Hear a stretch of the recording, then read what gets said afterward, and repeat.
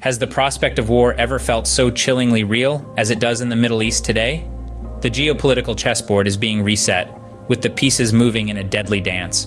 Iran has reportedly launched several drone strikes against Israel, a move that has sent shockwaves through the international community. But that's not all.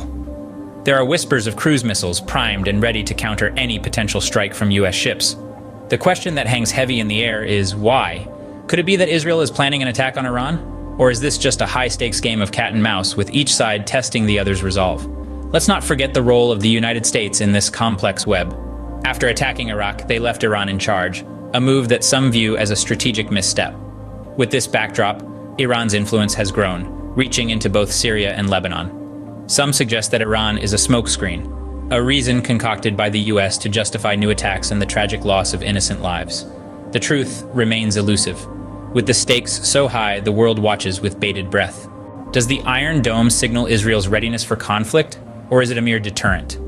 This, my friends, is a question that echoes in the corridors of power and reverberates through the conversations of political analysts worldwide. The Iron Dome, an Israeli air defense system, stands like a sentinel in the face of drone strikes and potential missile attacks.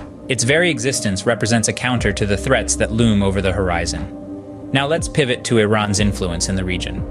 It's no secret that their reach extends into both Syria and Lebanon. Is this a strategic maneuver to strengthen their position? Or could it be a pawn in a larger game? And where does the United States fit into this intricate puzzle? One could argue that the US, by stepping back from Iraq, has inadvertently allowed Iran to assert its dominance.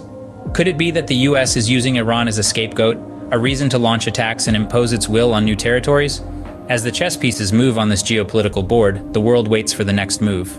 Is the cost of war worth bearing for the average taxpayer? It's a question that merits contemplation.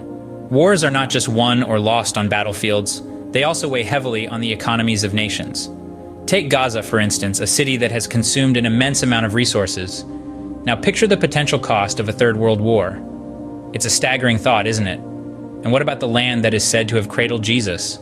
Does it deserve to be a battlefield? Or perhaps, as some believe, it is time for a second coming, a beacon of peace in a world fraught with conflict. What do you make of this predicament? As we ponder the potential cost of conflict, one thing is clear. Our world, and the Middle East in particular, is at a critical juncture.